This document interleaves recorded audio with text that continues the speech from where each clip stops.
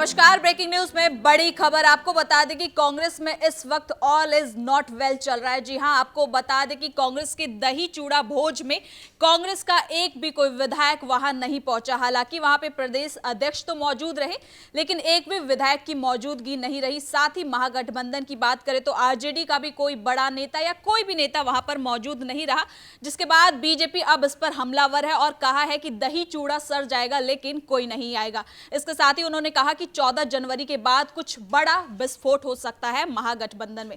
तो इसी खबर पे ज्यादा अपडेट के साथ मेरे साथ मौजूद है मेरे सहयोगी नवेंदु। तो सबसे पहले बात करते हैं दही चूड़ा का, जिसमें विधायक ही नहीं पहुंचे कांग्रेस के।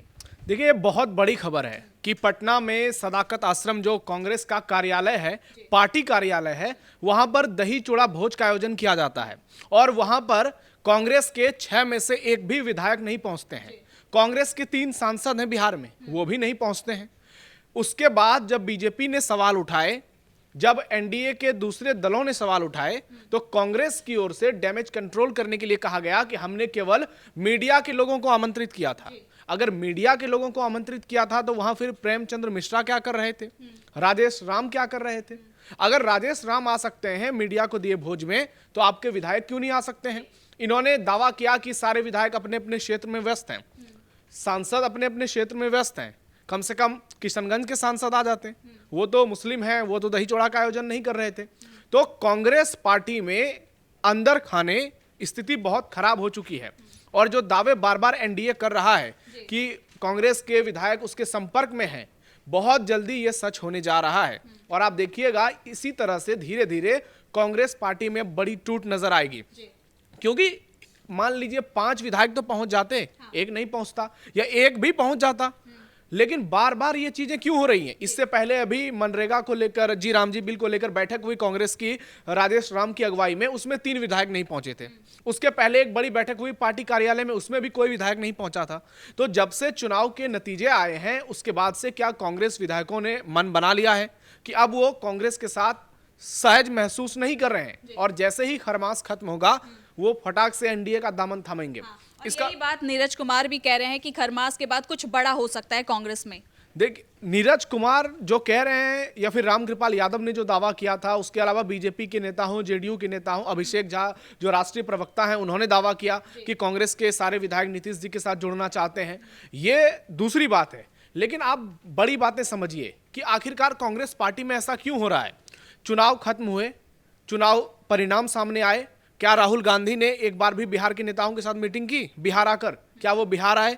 उनको पटना आना चाहिए था, लोगों से मिलना चाहिए था, लेकिन कुछ नहीं। वो बार बार जैसे ही उनको छुट्टी मिलती है वो विदेश फरार हो जाते हैं। कभी अभी वियतनाम, कभी मालदीव्स, कभी फ्रांस, कभी जर्मनी, कभी इटली घूमते रहते हैं। तो जिस पार्टी का नेता ही पार्टी को डुबाने वाला है, उस पार्टी का भविष्य तो गर्त में नजर ही आएगा। राहुल गांधी की स्थिति आप देख लीजिए, बीएमसी को लेकर पूरे महाराष्ट्र में जबरदस्त माहौल बना हुआ है।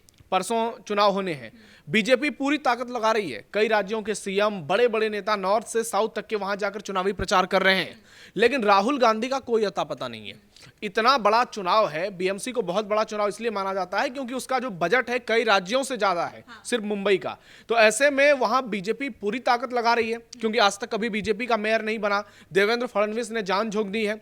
उसके अलावा राज ठाकरे और उद्धव ठाकरे मिल गए, तो इतना बड़ा सियासी उलटफेर हो गया, लेकिन कांग्रेस किनारे रह गई। कांग्रेस अलग लड़ रही, चुनाव अलग लड़ रही है, उसके बावजूद राहुल गांधी का कोई पता नहीं है। तो जिस पार्टी का लीडर ही गीदड़ बन गया हो, उस पार्टी से आप क्या अपेक्षा कर सकते हैं?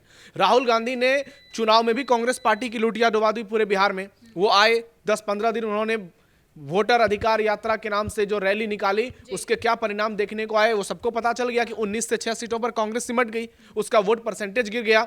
लेकिन इसके बावजूद राहुल गांधी कुछ समझने के लिए तैयार नहीं है। कांग्रेस पार्टी अपने रिवाइवल के लिए कुछ नहीं कर रही है। एक राजेश राम, किसी दलित को उठाकर आप चेहरा बना दिया आपने, लेकिन वो मैसेज आप नहीं पहुंचा पाए लोगों तक। तो इसी से अब पूरी पार्टी पूरी तरह से परेशान हो चुकी है और विधायकों को लग रहा है कि उनका भविष्य जो है वो कांग्रेस के साथ बेहतर नहीं है। और ये अक्सर देखने को मिलता है, जब सत्ता पक्ष बहुत मजबूत होता है तो जो दूसरे पार्टी के विधायक हैं, खासकर विपक्ष के, उनको लगने लगता है कि उनके लिए स्कोप कम बचे हैं। तो फिर वो सत्ताधारी पार्टी के साथ संपर्क साधने लगते हैं। और कांग्रेस के साथ भी ठीक ऐसा ही हुआ है। कांग्रेस के सांसद टूटेंगे कि नहीं ये तो वक्त बताएगा, लेकिन कांग्रेस के विधायकों में खलबली जरूर है और आने वाले समय में कुछ बड़ा होगा। नीरज कुमार ने जो दावा किया है, पहली बार नहीं किया, नीरज कुमार ने 4-5 बार पहले भी दावा किया था। उसके अलावा बीजेपी के नेता नीरज कुमार बबलू ने भी दावा किया था।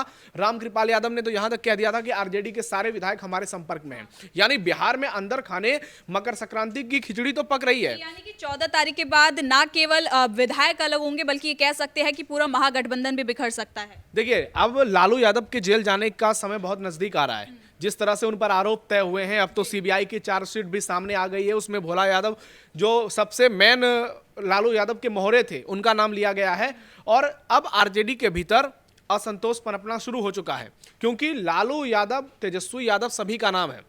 तो सारे लोग ही अगर जेल चले जाएंगे तो फिर पार्टी की अगुवाई कौन करेगा?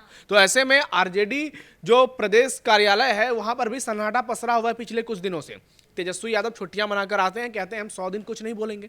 मतलब ये क्या होता है कि 100 दिन कुछ बोलेंगे ही नहीं? आप देख लीजिए कि पार्टी की स्थिति ऐसी है कि हर दिन टूट की खबरें सामने आ रही है। उनके विधायक दूसरी पार्टी के लोगों से मिल रहे हैं, अंदर खाने तेजस्वी के खिलाफ ही पूरा खेल चल रहा है। लेकिन तेजस्वी यादव को कहना चाहिए था कि हम पार्टी को संभालेंगे, लेकिन वो कह रहे हैं कि हम 100 दिन कुछ बोलेंगे ही नहीं। कह रहे हैं कि 100 दिन में कुछ बड़ा प्लान कर सकते हैं। ऐसा जो 5 साल में बड़ा प्लान नहीं कर पाए, वो 100 दिन में क्या बड़ा प्लान कर पाएंगे? और 100 दिन में ऐसा क्या होने वाला है बिहार में कि एनडीए के सारे विधायक टूटकर ऐसा नहीं है कि आ जाएंगे महागठबंधन में।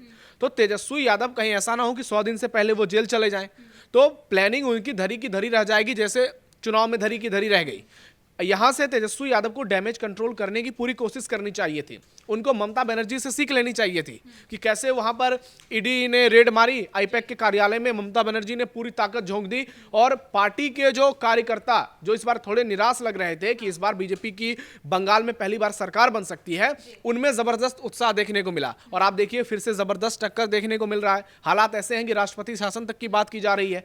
तो ऐसे में राहुल गांधी और तेजस्वी यादव को इन चीजों से सीखना चाहिए था कि कैसे आपको बीजेपी का मुकाबला करना है, कैसे जेडीयू का मुकाबला करना है, क्योंकि दोनों पार्टियां बिहार में बहुत ज्यादा मजबूत हैं। एक के पास 89 सीटें हैं तो दूसरे के पास 85 सीटें हैं। लेकिन दूसरी ओर कांग्रेस और आरजेडी को देख लीजिए, ये आपस में ही एक दूसरे पर वार पलटवार कर रहे हैं। शकील अहमद खान कह रहे हैं कि हम आरजेडी की वजह से हारे। आरजेडी के मृत्युंजय तिवारी कहते हैं कि कांग्रेस ना पहले कुछ कर पाई थी, ना भविष्य में कुछ कर पाई थी, हमको कांग्रेस की साथ की कोई जरूरत नहीं है, राजद अकेले भी बिहार में लड़ सकती है।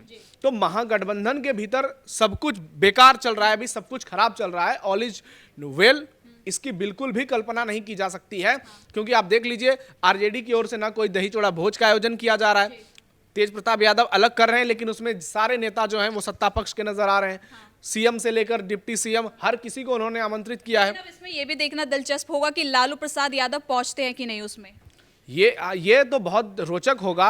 हालांकि उन्होंने अपने पिताश्री को आमंत्रित किया है, लेकिन इसकी उम्मीद कम है कि लालू प्रसाद यादव जाएंगे, क्योंकि अगर लालू प्रसाद यादव वहां जाते हैं तो फिर घिरेगी आरजेडी, सवाल उठेंगे आरजेडी पर।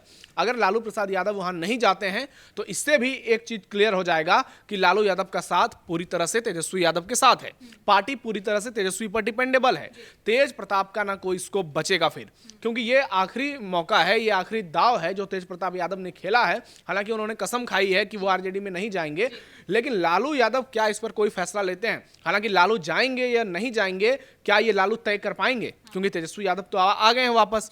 अब तेजस्वी ये डिसाइड करेंगे कि लालू यादव को कहां जाना है, कहां नहीं जाना है। और अब कोर्ट डिसाइड करेगी तेजस्वी यादव और लालू यादव को कहां जाना है कि नहीं जाना है। लेकिन एक चीज तो क्लियर है, बिहार में जो जबरदस्त खींचतान चल रही है आरजेडी और कांग्रेस के भीतर, लग रहा है कि अब दही चूड़ा भोज 2 दिन में खत्म हो जाएगा। उसके बाद टूट शुरू होगी और कांग्रेस के 6 में से कई विधायक एनडीए के पाले में जा सकते हैं। आरजेडी के 25 में से कई विधायक टूट सकते हैं, क्योंकि अभी राज्यसभा चुनाव भी होना है। और राज्यसभा चुनाव को लेकर भी बीजेपी पर ऑपरेशन लोटस को लेकर सवाल उठाए जा रहे हैं कि बीजेपी ऐसा कर सकती है। हालांकि आरजेडी को ये सवाल पूछने का हक नहीं है, क्योंकि उसने पिछले बार ही ओवैसी की पार्टी के सारे विधायकों को तोड़कर अपनी पार्टी में शामिल कर लिया था। तो ऐसे में राज्यसभा चुनाव से पहले ये सारे दांवपेच अपनाए जा सकते हैं। और बार बार जेडीयू का यह दावा करना कि कांग्रेस पार्टी के विधायक उसके संपर्क में हैं, वो भी एक नहीं दो नहीं कई नेताओं की ओर से दावा करना जो राष्ट्रीय प्रवक्ता के पद पर बैठे हैं, यह बता रहा है कि कांग्रेस के अंदर खाने सब कुछ ठीक नहीं है। और जब तक राहुल गांधी का इंटरफेरेंस इसमें नहीं होगा, जब तक सोनिया गांधी खुद कमान नहीं संभालेंगी, बिहार में कांग्रेस पूरी तरह से डूब जाएगी। और यह बार बार देखने को मिल रहा है। हो सकता है कांग्रेस पार्टी की एक स्ट्रेटेजी ये भी हो कि पहले आरजेडी को पूरी तरह से डूबने देते हैं, ताकि अगर लालू प्रसाद यादव जेल चले जाएं, तेजस्वी यादव जेल चले जाएं, तो उनके स्पेस को कांग्रेस पार्टी भरने की कोशिश करेगी। क्योंकि तीसरी ओर प्रशांत किशोर ठंडे बस्ते में चले गए हैं, उनका रिवाइवल कुछ नजर नहीं आ रहा है, उनकी पार्टी से भी इस्तीफों के दौर शुरू हो गए हैं। तो ऐसे में क्या कांग्रेस अंदर खाने कुछ और प्लानिंग कर रही है? क्या वो वेट एंड वॉच की पॉलिसी में है? ये आने वाला वक्त बताएगा। लेकिन कांग्रेस में बड़ी टूट होगी, ये तय है। और ये कांग्रेस के विधायक खुद स्पष्ट कर रहे हैं, भले ही कांग्रेस पार्टी कितना भी दावा क्यों ना कर ले, भले दही चौड़ा भोज को मीडिया की भोज क्यों ना बता दे, लेकिन जो तस्वीरें निकलकर सामने आ रही है वो बता रही है कि कांग्रेस में सब कुछ ठीक नहीं है और बहुत जल्द कुछ बड़ा होने वाला है। बहुत बहुत धन्यवाद नवेंदु इन तमाम जानकारी के लिए। तो कुल मिलाकर कांग्रेस में अभी कुछ भी ठीक नहीं चल रहा है। दही चूड़ा का ये भोज किया गया था जिसमें कांग्रेस के ही विधायक नहीं पहुंचे, जिसके बाद अब एनडीए और बीजेपी की तरफ से ये हमला किया जा रहा है कि विधायक उनके संपर्क में है और आने वाले समय में हो सकता है कि कुछ बड़ा देखने को भी मिले। ब्रेकिंग न्यूज में इतना ही। कैमरा पर्सन अशोक भारद्वाज के साथ मैं सृष्टि शाह।